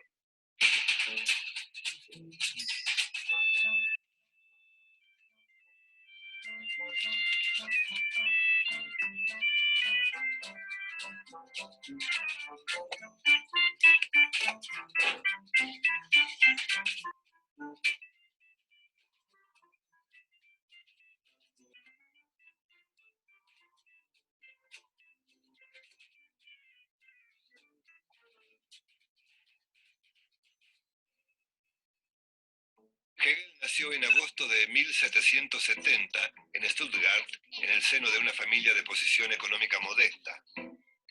Fue educado por su madre y profesores particulares. Sus conocimientos de latín y griego le permitieron acceder a los autores clásicos. Además recibió una educación científica muy completa. Sin embargo, la influencia religiosa de sus padres fue muy importante. Hegel trabajó como profesor particular y como docente de instituciones de enseñanza media. Durante muchos años vivió a la sombra de sus dos amigos talentosos y populares, el poeta Hölderlin y el filósofo Schelling.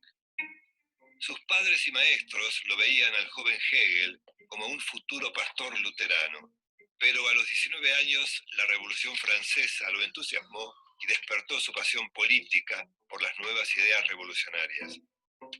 En 1795 muere su padre. recibe una modesta herencia que le permite dejar sus clases particulares y tomar un cargo como profesor en la Universidad de Jena. Allí escribe la fenomenología del espíritu, uno de sus trabajos más importantes. En 1806 se muda a Baviera, donde trabaja como periodista. Finalmente, en el año 1818 toma un cargo docente en la Universidad de Berlín, donde permanece hasta su muerte en 1831. Hegel realizó contribuciones fundamentales en una gran variedad de campos de la reflexión humana, que abarcan la filosofía de la historia, la estética y la ética social. La filosofía de Hegel se basa en la relación entre los dos conceptos fundamentales de la filosofía: la naturaleza, según la filosofía griega, y la idea del espíritu tomado de la filosofía cristiana. Hegel busca la conexión entre naturaleza y espíritu. Estos temas los desarrolló en una serie de obras presentadas bajo el título genérico de Lecciones.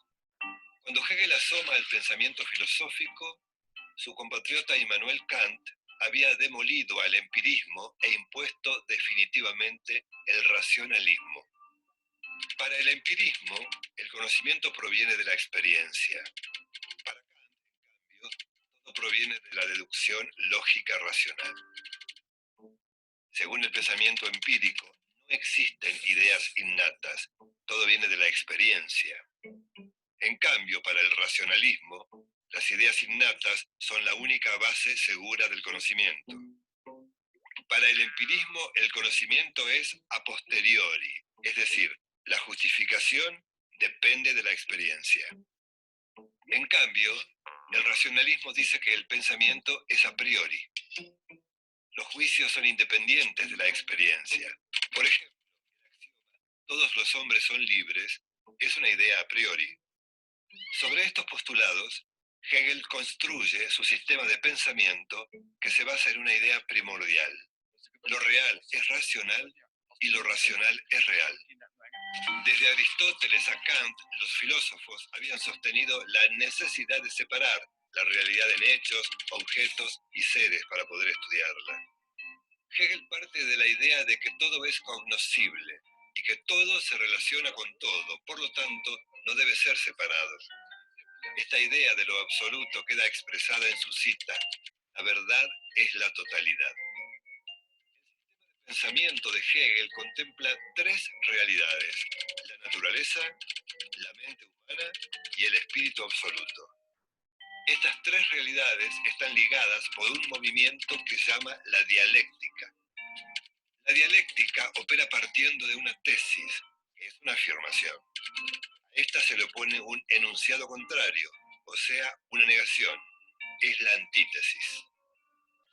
De estas proposiciones surge una conclusión, la síntesis.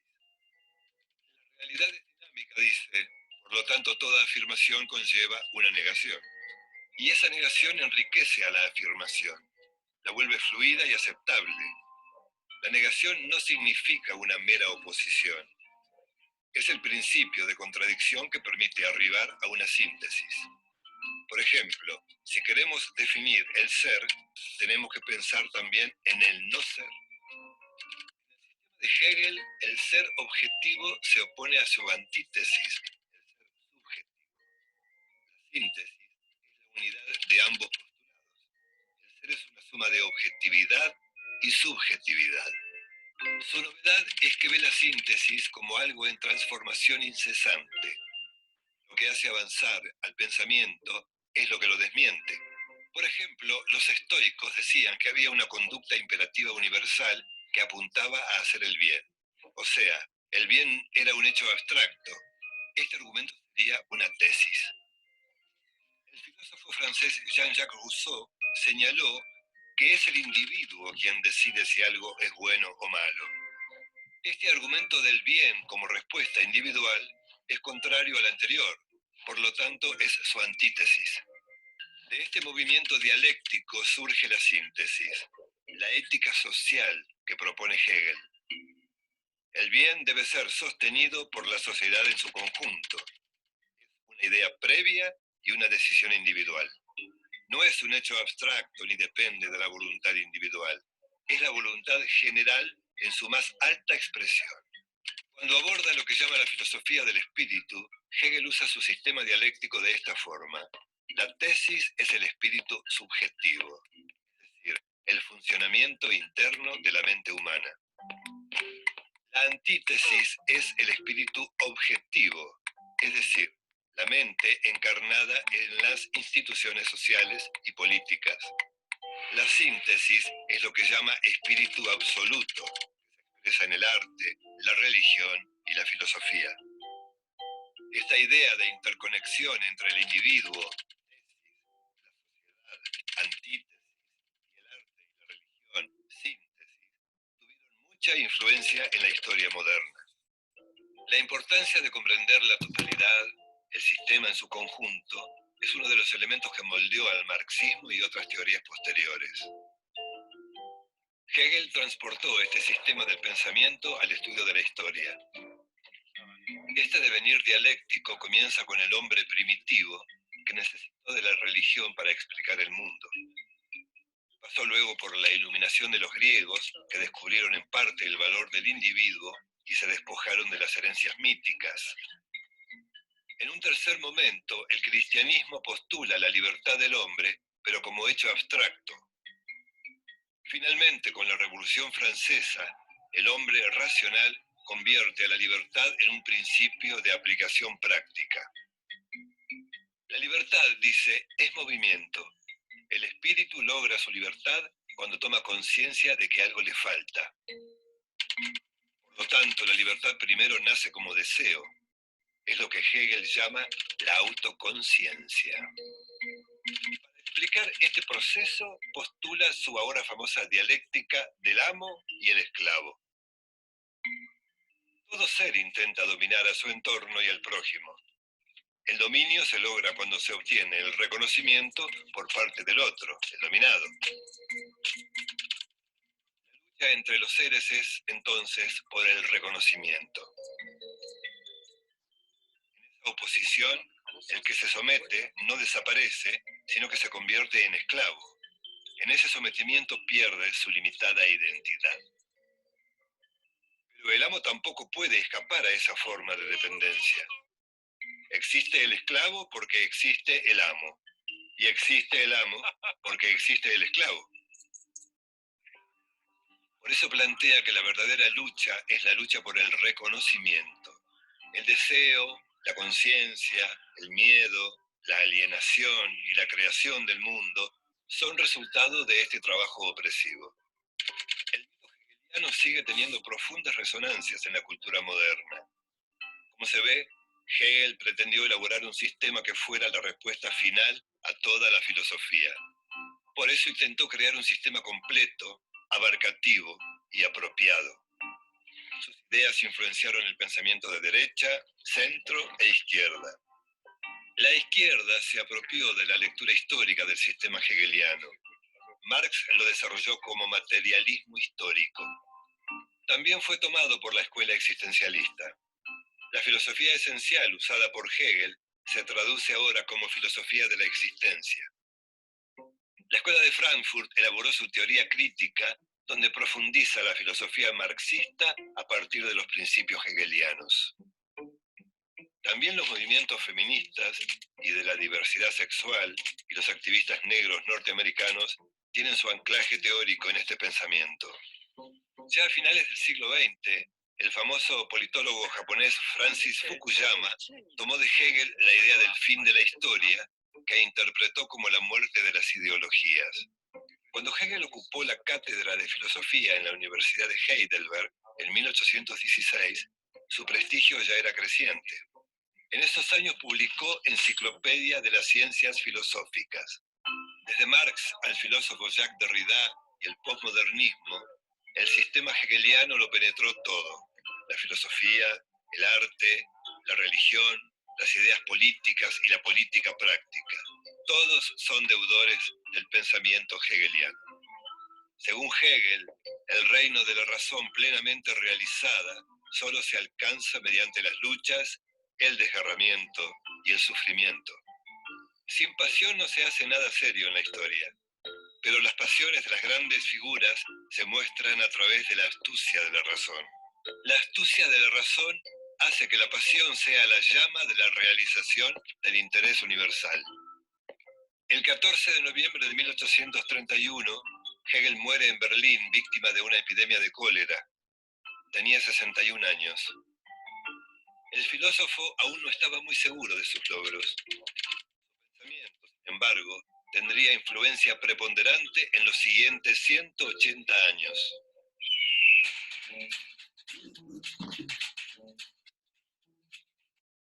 Bueno, aquí vimos, o inclusive desde el pensamiento hegeliano, cómo se configuraron muchas de las sociedades y la tesis central, por ejemplo, de Hegel, que digamos nos interesaría rescatar acá, sería, por ejemplo, la lucha del En los reconocimiento. años 20, Y algo que me parece importante, digamos, de decir y de mencionar, que por ejemplo, esas luchas de reconocimiento son las que se dan actualmente en los movimientos sociales. Hegel plantea precisamente de que los movimientos sociales se dan por la búsqueda del reconocimiento. Si ustedes se dan cuenta, cada una de las luchas sociales o los movimientos sociales siempre va a ir buscando que el Estado sea garante de reconocimiento de cada una de sus luchas, ¿no? O sea, es bastante importante eso. Otro de los críticos o otro de los pensadores sociales que nos interesa, por ejemplo, conocer a grosso modo, digamos, dentro de sus tesis centrales, es Bourdieu. Así que les voy a dejar también este video sobre Bourdieu. No sé si alguien tenga alguna opinión, algo sobre Hegel que le haya llamado la atención.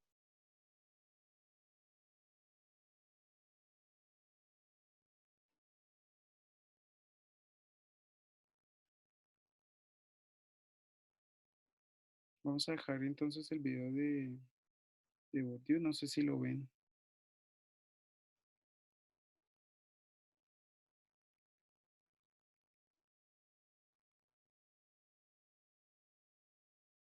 del siglo XX, hacia finales del siglo XX, las costumbres y los fenómenos cotidianos se volvieron el centro de atención de la filosofía y la lingüística.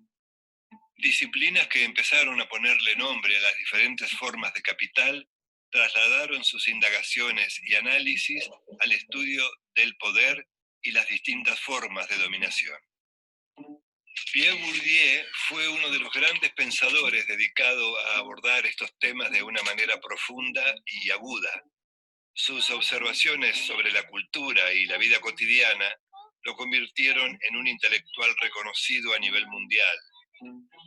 Pero además fue un intelectual comprometido, un sociólogo preocupado en cuestiones como el efecto del desempleo en las personas y la crisis de la vida campesina en Argelia y Francia.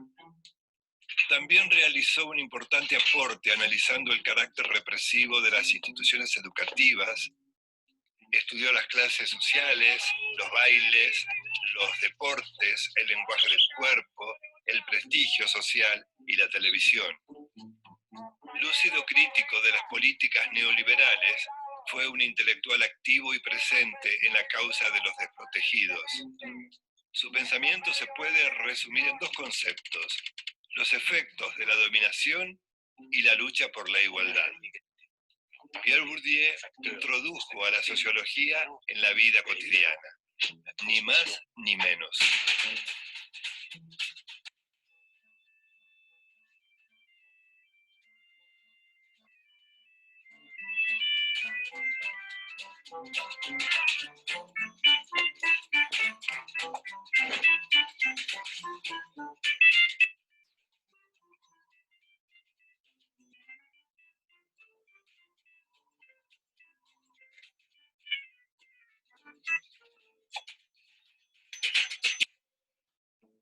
Pierre Bourdieu nació en 1930 en una aldea en los Pirineos. Sus padres eran campesinos. Fue un excelente estudiante. Egresó de la Escuela Normal Superior de París en 1948. A partir de ese momento se sumó a la generación de quienes cuestionan las corrientes dominantes en el campo filosófico, como Marx, Nietzsche, Foucault y Sartre. En 1954, cuando estaba cumpliendo con el servicio militar, Viajó a Argelia en plena guerra de la independencia. Allí se quedó por un tiempo. Después de la independencia del país norafricano, en 1962, publicó El trabajo y los trabajadores en Argelia. Un estudio revelador sobre el trabajo asalariado y la formación del proletariado urbano argelino. Su residencia en Argelia le permitió también trabajar sobre las relaciones de género. En Dominación masculina analiza, precisamente, las formas de dominación masculina en la sociedad de la Kabilia, pequeña ciudad de Argelia. En 1961, un joven Bourdieu encara un estudio sociológico sobre la imagen fotográfica que él mismo capturó en Argelia. La fotografía se transforma en una herramienta metodológica en su vida. Retrata una sociedad para observarla detenidamente primero e intentar conocerla después. Regresó a París como profesor en la Universidad de Lille, cargo que ocupó hasta 1964. Su maestro es el filósofo conservador Raymond Aron. En 1962 se casó con Marie-Claire Brissard, con quien tuvo 3 hijos. Ese mismo año, el libro Los herederos lo convierte en un sociólogo reconocido. A partir de estadísticas y estudios de campo, demuestra que las instituciones escolares, lejos de afianzar los principios democráticos y ofrecer posibilidades igualitarias, benefician a quienes pertenecen a sectores socioculturales y económicos privilegiados. De esta forma, reproducen las desigualdades sociales a las que conciben como naturales e irreversibles. A partir de 1965, Bourdieu empieza sus estudios sobre las prácticas culturales. Tras los acontecimientos de mayo de 1968, rompió con Raymond Aron, que desaprobó ese movimiento social. Fundó entonces el Centro de Sociología de la Educación y la Cultura. En 1979 publica Distinción, una crítica social del juicio, su obra más aplaudida y la más importante en el campo sociológico. Más tarde, en su libro La miseria del mundo, denuncia el sufrimiento social. Ahí combina sociología y antropología para hacer una radiografía de la exclusión social. Hace hablar a los desheredados de la modernización, del progreso tecnológico y de la globalización. Lo medular del pensamiento de Pierre Bourdieu parte de la idea de que la lógica del sistema es perpetuar el privilegio y la desigualdad, pero no partiendo de la tradición marxista de la división social de clases. Para Bourdieu, las sociedades no están divididas en 2 clases, burgueses y proletarios. Tampoco es la sociedad de los liberales con individuos autónomos buscando maximizar sus beneficios. Habla de un espacio social en el cual existen distintos tipos de capital. El capital económico, constituido por factores de producción, tierra, fábrica y trabajos, bienes, propiedades y autos. El capital social es el conjunto de relaciones sociales, contactos, conocidos, amigos, parientes. El capital cultural es el que permite acceder a consumos refinados o reconocimientos académicos. En ese espacio social y en otros se reparte el capital global. Para Bourdieu, las clases sociales no se explican solo por el proceso de producción o por el nivel educativo. Las clases surgen de una red de relaciones. Esta red de relaciones abarca desde dónde se estudia hasta qué música se escucha, incluyendo los deportes que se practican, lo que se come y los lugares de vacaciones. Para ello acuña el concepto de campos. Los campos son las configuraciones de clases o relaciones sociales donde los grupos se unen y se relacionan. Por ejemplo, el campo académico reúne al mundo universitario. Estas relaciones se basan en un capital común. Los campos son dinámicos y producen una jerarquización entre quienes detentan el poder y aquellos que aspiran a tenerlo. Todos los campos y las formas de capital están relacionados con formas de poder. El campo cultural también es un terreno de disputas de poder. Las armas son las palabras, tradiciones y formas expresivas. Para Bourdieu, el Estado tiene el monopolio legítimo de la violencia física y simbólica. La violencia simbólica explica la dominación en sociedades de clases y la del colonialista sobre el colonizado. También la del hombre sobre la mujer, la de la escuela sobre el estudiante y la del mundo urbano sobre el rural. Los dominados piensan con las categorías mentales heredadas de los dominantes, por ejemplo, inteligente, ignorante, civilizado, salvaje. El Estado ejerce esa violencia simbólica en la mente, creando estructuras mentales y formas de percepción y de pensamiento, ideas que también había desarrollado Antonio Gramsci. La violencia simbólica más la violencia física y la economía contribuyen a que las desigualdades se reproduzcan. Este adiestramiento comienza desde la infancia. La vida social supone un proceso de incorporación paulatina a la sociedad. Este proceso incluye aprendizajes diversos, los hábitos corporales, las reglas de cortesía, el lenguaje, el patriotismo, el amor al prójimo. Advierte que la palabra tampoco es algo neutral, sino que adquiere significación en su contexto social. En la lengua funcionan mecanismos de censura y las personas no dicen más que aquello que están autorizados a decir, porque el lenguaje es un instrumento de comunicación, pero primero es un instrumento de poder. Para Bourdieu, en el siglo XXI, se hace más necesario que nunca un verdadero internacionalismo cultural, para combatir lo que Bourdieu llama la colonización mental. En 1995, una huelga de los estatales en contra de las reformas neoliberales paralizó Francia. Bourdieu apoya activamente la huelga y se convierte en un intelectual comprometido activamente con las causas sociales. Comienza a trabajar con los sindicatos, las organizaciones no gubernamentales y apoya a los inmigrantes. Al mismo tiempo impulsó el movimiento ATTAC, una organización internacional involucrada en la corriente altermundialista.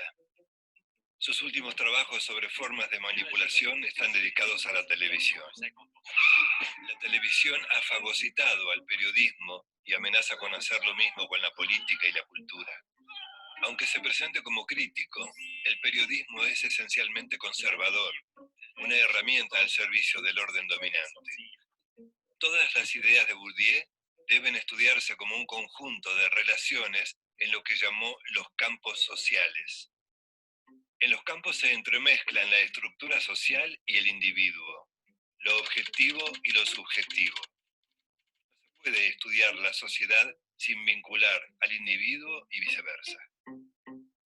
Afirma que el sociólogo es un intelectual, no asume el papel de los oprimidos, solamente les da argumentos para luchar.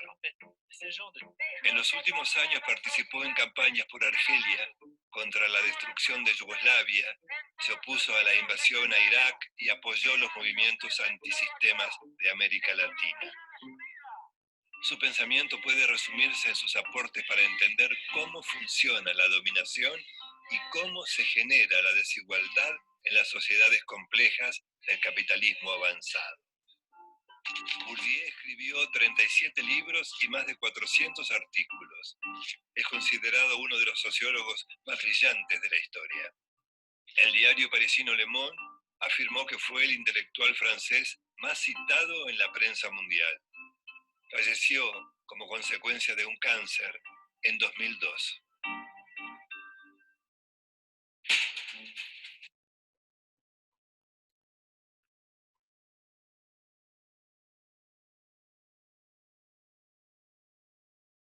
Bueno, acá no he visto No había visto no había visto sus comentarios, pero me parece algo súper importante, digamos, a mí de Bourdieu, yo rescato, por ejemplo, dentro del proceso de la terapia ocupacional, hay unas cosas muy claras cuando ustedes quieran estudiar una terapia ocupacional también totalmente diferente, o cuando quieran salir de lo clásico de la terapia ocupacional, que son modelos un poco más, más reductivos, pero por ejemplo, Bourdieu lo que nos permite es analizar la vida cotidiana de los seres humanos en función de la sociedad. Si ustedes se dan cuenta, muchas de las cosas que nosotros hemos tratado como capital, capital social, estratificación social, división de clases sociales, y todo esto producto, y ahí en el video muy superficialmente lo decían, la forma en que vestimos, comemos, el lugar donde estudiamos hace parte también de ese tipo de capitales y eso está muy configurado de acuerdo a nuestras ocupaciones. Las veces que yo he leído a Bourdieu en torno a la terapia ocupacional, surge ese tipo, digamos, de análisis. Yo creo que es un muy buen sociólogo que uno, digamos, dentro de las bases como terapeuta ocupacional debería ver, o sea, debería haber un seminario sobre Bourdieu que analiza, digamos, este tipo de cosas. No sé si tengan alguna apreciación o les haya llamado algo aparte de, digamos, de lo que Nicolás o, sí, Nicolás colocó.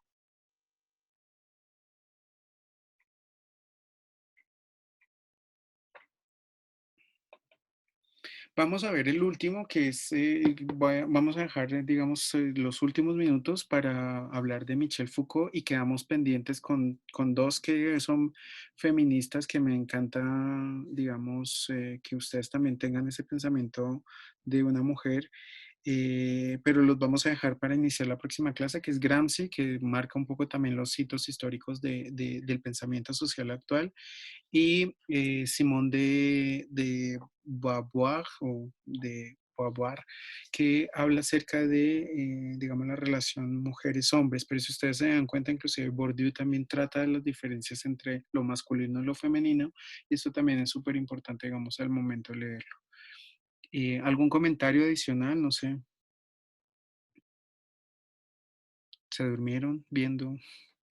Yo sé que igual a veces es contradictorio porque son súper básicos estos pensadores, o sea, y es muy, pero a mí me ha gustado siempre presentar de esta forma porque son súper explicativos y me encantan como lo explican. Y para uno que no es docto en la filosofía o en la sociología y que no traemos esa formación de base, me parece que es una forma también muy rápida de sacar el pensamiento de ellos.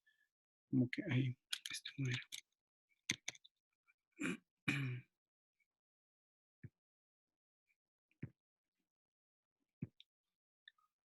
Y vamos a ver el último, que es Foucault, los últimos 11 minutos, y ahí cerramos, digamos, nuestra clase del día de hoy. Los años 60 y 70 Entre los años 60 y 70, intelectuales, artistas y jóvenes de todo el mundo cuestionan los límites del poder y discuten sobre las libertades individuales. En este clima de cambio cultural, un pensador revoluciona los estudios sobre la sociedad. Obsesionado por los modelos de disciplinamiento, instala una nueva terminología para describir escenarios conocidos. Analiza el funcionamiento de los manicomios, las cárceles, los hospitales y los asilos de ancianos. Estructuras que lo llevan a redefinir los sistemas de poder instaurados y aceptados socialmente. Es así como en medio de la hoguera revolucionaria de los años 60 y 70, el filósofo francés Michel Foucault se convierte en el pensador más célebre del mundo. Modelo del intelectual versátil y polifacético, sus ideas inesperadas incomodan a la derecha y a la izquierda. A partir de Foucault es imposible mirar el mundo de la misma manera.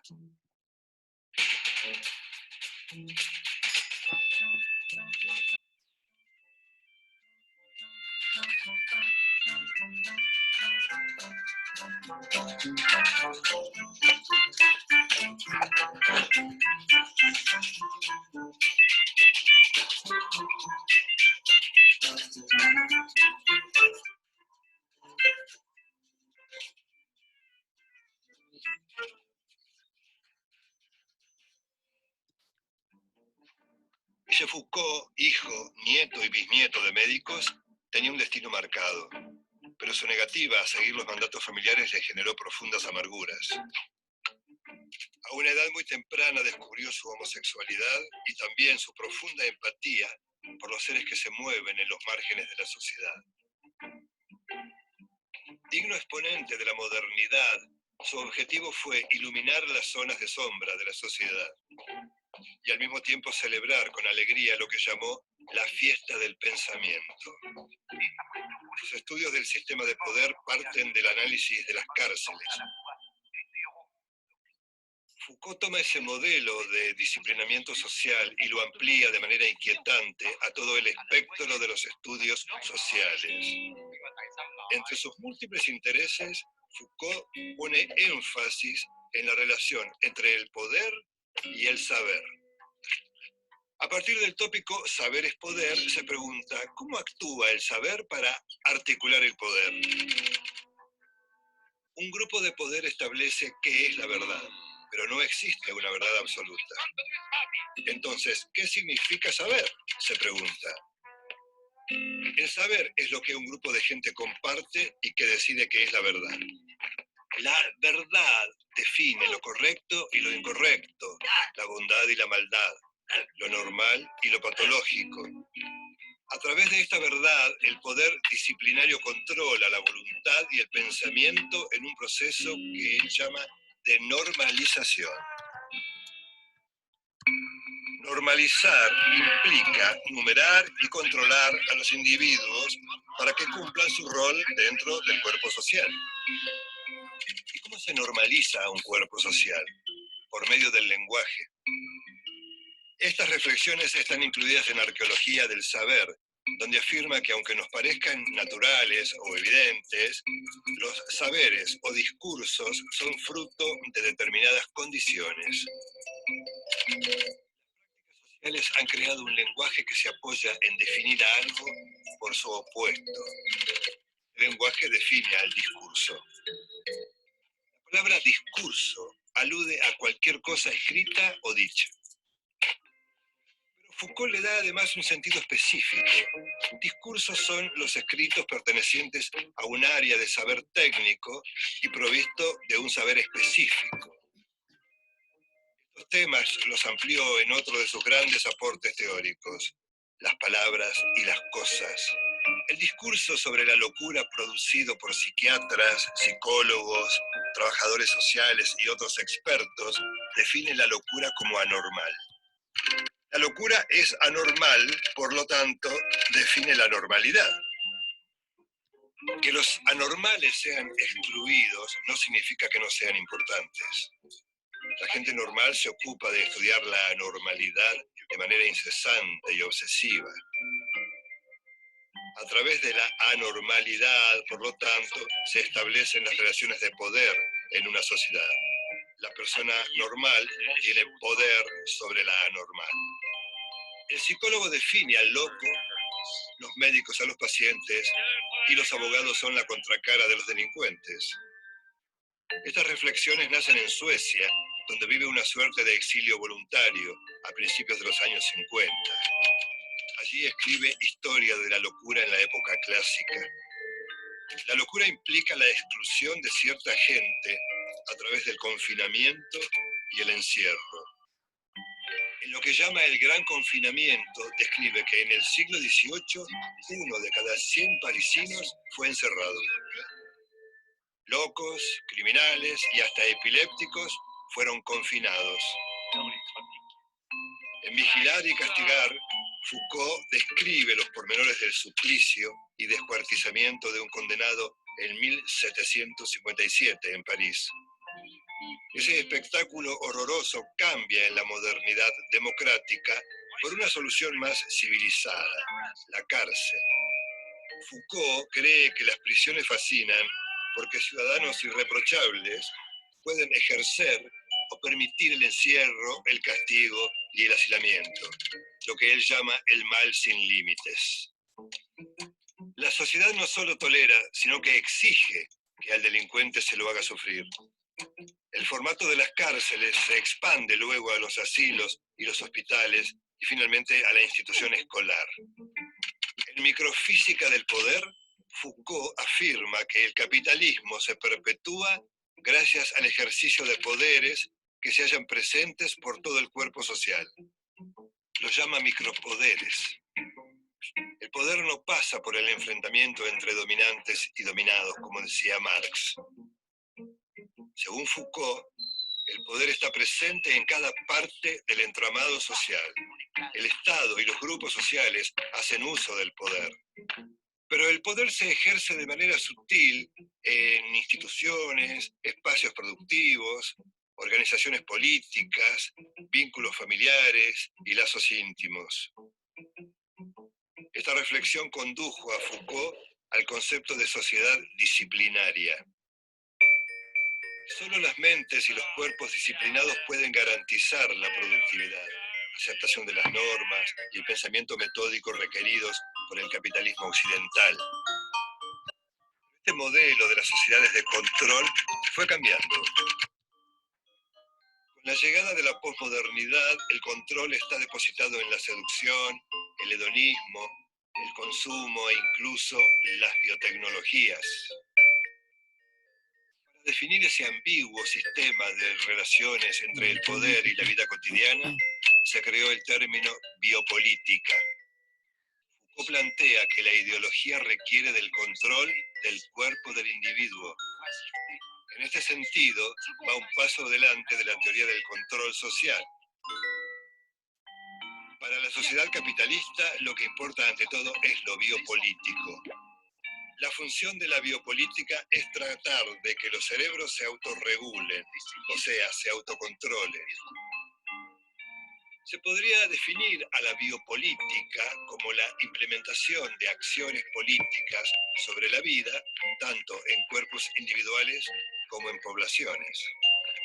El Estado y las teorías económicas se ocuparon en potenciar las capacidades biológicas e intelectuales de los individuos. La familia tipo y el control de la natalidad se adecuan al concepto de producción capitalista. El objetivo del biopoder, por lo tanto, es la gestión total de la vida. El sistema genera nuevas vacunas que reducen la mortalidad y prolongan la vida. La biopolítica en la expresión más pulida del capitalismo, neoliberalismo. El mercado toma decisiones desmembradas de toda autoridad, ajustes de precios y tarifas, transferencias de dinero, redistribuciones antojadizas. En este esquema, los individuos no cumplen ningún papel. No es la explotación que denunciaba Marx, sino de la exclusión progresiva de masas de indigentes a los que se niega identidad. Según Foucault, las relaciones de poder varían debido a la resistencia. La libertad ética es un modo de resistencia a la trama de la biopolítica. Foucault coincidía con lo que un siglo antes había dicho su admirado Friedrich Nietzsche.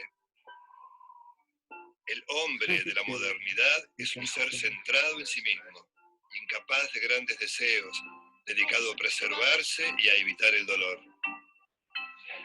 Resistir implica que el sujeto se tome como una obra de arte.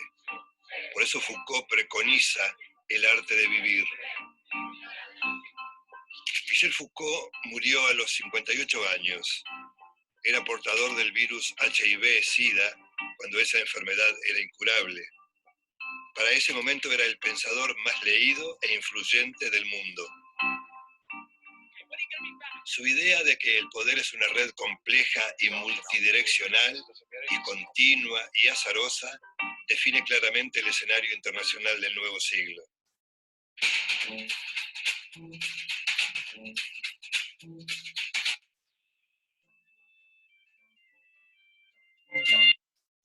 Comentarios finales sobre estos tres pensadores o sobre el último que es Foucault.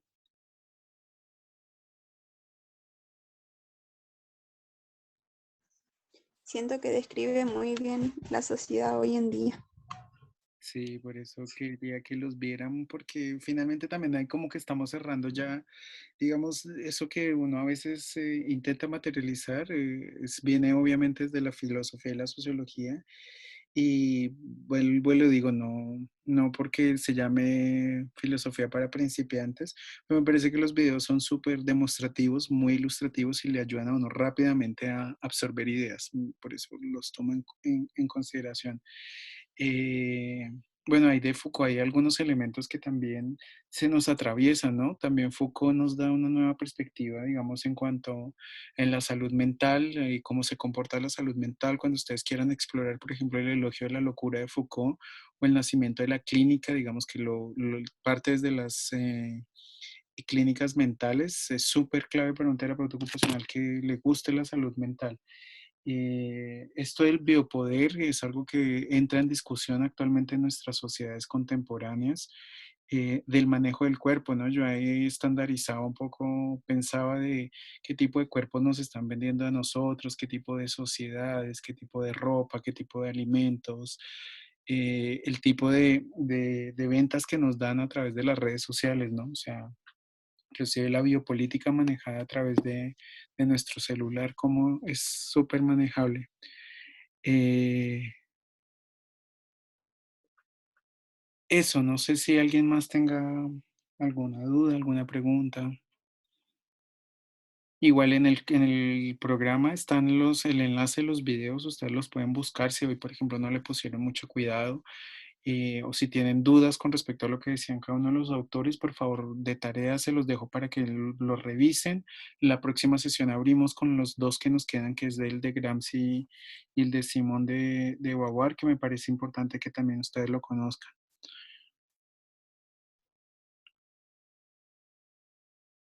Y las de Foucault, la idea de sociedad como mercado se parece a las bases de la economía feminista. Sí, y si ustedes se dan cuenta, inclusive estos pensadores sociales que les he presentado, Foucault y Bourdieu, tienen mucho lo de la clase sociales y la diferencia entre hombres y mujeres. Hegel es un poco más machista, pues en la época que plantea la sociedad moderna como la mamá es la que cuida, el hombre es el que sale de la casa y produce y se crea la familia ideal. A diferencia, por ejemplo, de Foucault y de Bourdieu o de Gramsci, que tienen otro tipo de luchas también, pero es importante.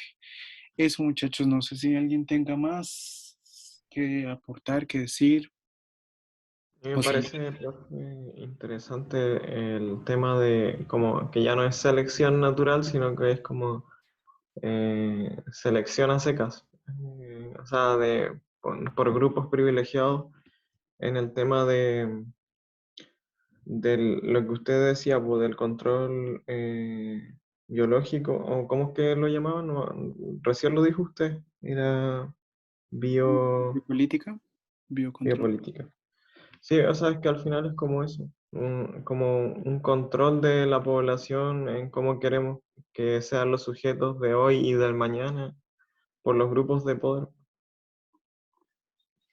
Claro, eso es bastante importante, inclusive en la forma en que se producen los alimentos, e inclusive me llama mucho la atención, digamos, cuando Foucault propone el término de exclusión social, ya no es simplemente una relación de los más pobres, sino una relación en que crea el estado de poder, ¿no? Los excluidos o los grupos más minoritarios es un asunto de poder más de condiciones, que eso también entra a debatirse actualmente en las condiciones de las personas con discapacidad, las mujeres, los niños, las poblaciones vulnerables, los grupos LGBTI en toda su denominación y extensión.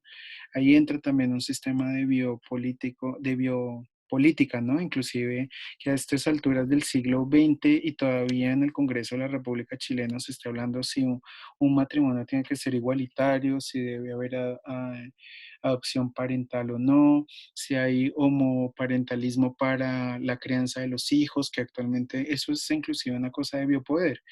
Y es la unión también de lo que es la religión, la gobernanza, lo político, lo moral, que entra también ahí. Claro, Y el está normalismo. el conocimiento es poder, pero ¿quiénes son los dueños del conocimiento? Es que yo creo que inclusive eso también tiene que ver con el sistema educativo, ¿no? O sea, cada vez el sistema por competencias nos enseña que ustedes salgan preparados para producir. O sea, el terapeuta ocupacional, un terapeuta por competencias es el que sabe diagnosticar, el que se sabe el DSM-5 al derecho y al revés, pero no el que critica el sistema, no el que critica el modelo, no el que se para a decir basta con determinadas cosas. El terapeuta ocupacional de muchas universidades es un terapeuta que sabe hacer lindas actividades, sabe hacer globos, pero no sabe pensar en la reflexión de cómo está configurada la sociedad y cómo se ocupan las sociedades. Y yo creo que eso también influye, ¿no? O sea, si ustedes se dan cuenta, todos los modelos, prácticamente la mayoría de modelos chilenos, es un modelo por competencias. Y cuando ustedes salgan a su vida profesional, se van a estrellar con muchos profesionales que son netamente positivistas, que no creen en los derechos o en los sujetos o en hacer este tipo como de críticas de pensamiento. Y ahí es cuando uno se estrella finalmente contra un sistema que va dirigido también a eso, al poder y al seguir con, como se mostraba en alguno de los muñequitos, el sistema de producción, ¿no? El sistema de producción neoliberal. Necesitamos que salgan más profesionales con determinadas competencias para seguir produciéndole al mundo. Eh, lo de la meritocracia, eso es un asunto también de establecimiento de clases, ¿no? O sea, la meritocracia a veces se convierte en el favor de los favores y eso viene anclado un poquito también al tipo de capital social que yo tengo o el capital cultural. Claro, si yo soy amigo del gobernador o soy amigo del alcalde o soy amigo del senador, voy a tener unas mejores prebendas a diferencia de la persona que crece sin este tipo de capitales, no tiene derecho, digamos, a ese tipo de prebendas, ¿no? O sea, y aparentemente la meritocracia sería que yo por mérito lograra escalar dentro de estos peldaños de valoración social. Sin embargo, a partir de los capitales que marcan mucho las diferencias, hay alguien que siempre va a tener un privilegio, ¿sí? Alguien que viene recomendado, alguien que ya viene con el puesto casi amarrado, ¿no? Entonces eso La también, meritocracia no sirve sin oportunidades en el fondo. claro, eso entra dentro del sistema es un sistema bastante lesivo. La meritocracia se supondría que uno debería, si yo estudié, me esforcé, si debería abonar, pero de lo contrario en sociedades como las de nosotros, donde las clases sociales están marcadas de acuerdo al capital, marca mucho la diferencia de quién entra o quién no entra, ¿sí? Y eso lo vemos específicamente, digamos, en algunos concursos que uno dice, se abrió tal convocatoria y se presenta fulano y ese fulano ya viene recomendado, entonces lo que nosotros llamamos en Chile el pituto, ¿no? Entonces habría que ver la relación entre el pituto versus la meritocracia o inclusive las formas de desarrollo o de alcance social. Eso, muchachos, Francisca me pregunta que, perdón, pues Michelle me dice, profe, la prueba de la próxima semana, ¿hasta qué clase entra? Hasta la de hoy. Vamos a ver estos pensadores, vamos a ver los textos de Carballeda, vamos a ver lo que hemos visto hasta el momento, entra dentro de la prueba. Yo no tengo diseñada la prueba, pero por lo general, y creo que lo más probable, o sea que si pueden ir avanzando en eso, eh, es a partir de algunas lecturas, algunas cosas específicas que traen las lecturas, o sea, les recomiendo que se pongan al día con las lecturas, más allá de los PPTs.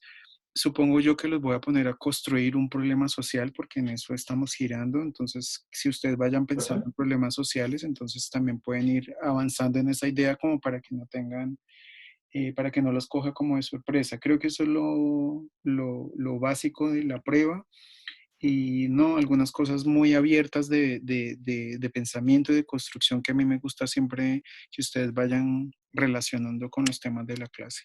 Eso creo que es en lo que va a consistir. No tengo diseñado todavía. Sí, yo creo que, o sea, yo creo que la prueba primero será, vamos, es que estaba viendo el calendario. El martes tenemos la clase de epidemiología social con Valdivia, con el profesor de Valdivia, porque yo no soy muy epidemiólogo ni conozco epidemiología social, no me voy con los números. Y yo creo que vamos a utilizar las 2 horas de clase. O sea, si no, vamos a utilizar el primer bloque del jueves para terminar de ver estos videos y yo ya les explico la prueba y ustedes se quedan desarrollando la prueba. Igual siempre yo, como las pruebas por lo general siempre son abiertas, yo siempre les doy no solamente el bloque de clases, sino les doy hasta determinada hora del día para que ustedes puedan desarrollar, digamos, la prueba. Por lo general yo siempre coloco más tiempo. Nicolás, tiene que levantar la Tengo mano. una duda, profe, respecto a las lecturas, porque usted subió una carpeta con lecturas de la unidad 1, ¿verdad? Sí, ahí hay algunas. Ah, Otras, ya, esa era mi duda, si otras igual están había que leer. Otras estaban para búsqueda personal, ¿sí? Hay unas que, por ejemplo, hay algunas que quizás puedan estar, otras que no están. Yo la mayoría de lecturas que no se encontraban, lo que son, por ejemplo, los libros, se los subí automáticamente y otras que son de complemento, ¿sí? Ya.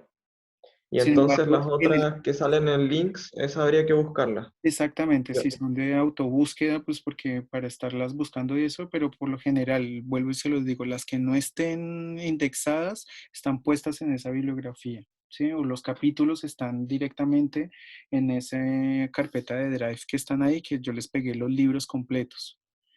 Y si Y no, todas son necesarias, o sea, todas van a entrar como contenido, ¿cierto? sí, Para prueba. yo creo que más que entrar el mismo contenido es para que ustedes puedan hacer una muy buena relación. Cuando yo, por ejemplo, no sé, hay una pregunta súper clave que yo les voy a decir es, no sé, ¿a qué se refiere el concepto de lo social? O a partir de los textos de Carballeda defina un concepto de lo social. Entonces, obviamente, ustedes van a utilizar las lecturas porque Carballeda define lo social en ese tipo de, digamos, de lectura, ¿sí? Por ejemplo, si hablamos de participación, ustedes ahí van a utilizar el texto de Carmen Muñoz sobre participación, cuáles son los hitos mayores de la participación en Chile, ustedes ya conocen algunos, o sea, son como, los textos son más como la guía de los referentes, pero me interesa que los lean también para que ustedes vayan construyendo también su pensamiento crítico, ¿sí? Ya, profe. Que las preguntas yo nunca las hago tan cerradas, siempre las hago de interlocución, son siempre por lo general preguntas abiertas. Me parece bien. Eso, Gracias, profe.